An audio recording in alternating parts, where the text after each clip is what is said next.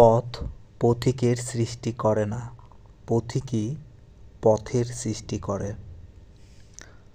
মানব সভ্যতার ইতিহাস বলে, মানব সম্প্রদায়ের পদচারণায় নব নব পথের জন্ম দিয়েছে।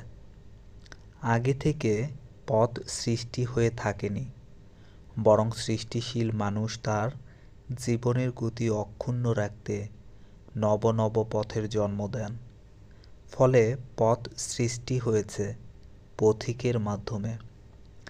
জীবনানন্দ দাশ বলেছেন, হাজার বছর ধরে আমি পথ হাঁটিতেছি পৃথিবীর পথে। এ কথা বললেও সে পথ কিন্তু পৃথিবীতে তৈরি থাকে না। মানুষ প্রয়োজনে অপ্রয়োজনে পদচিহ্ন রাখতে রাখতে একসময় সৃষ্টি হয় পথের।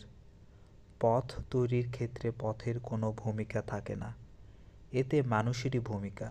কারণ পথ তৈরিতে ১৬ আনা কৃতিত্ব মানুষের, পথের নয়।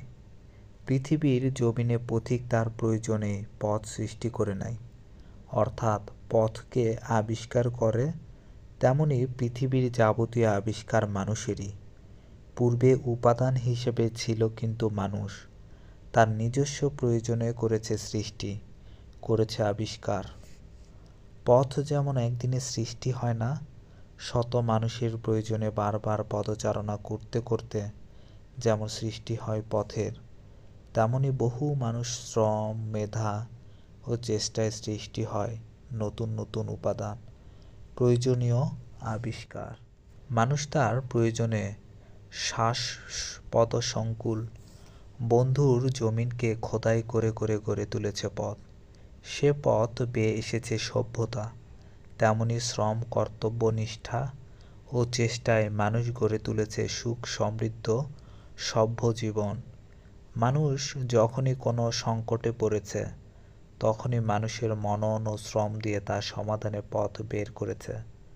পথ বা উপায় কখনো এমনিতেই সৃষ্টি হয়নি বা সুলভে মানুষের হাতে এসে ধরা দেয়নি। মানুষকেই আগে পা বাড়াতে হয়েছে, সৃষ্টি হয়েছে উপায়। সুতরাং পথিক অগ্রগামী, পথ অনুগামী। প্রয়োজনে মানুষ পথ সৃষ্টি করে। গন্তব্য নির্ধারিত হলে সেখানে পৌঁছাতেই আমরা নতুন পথ আবিষ্কার করি।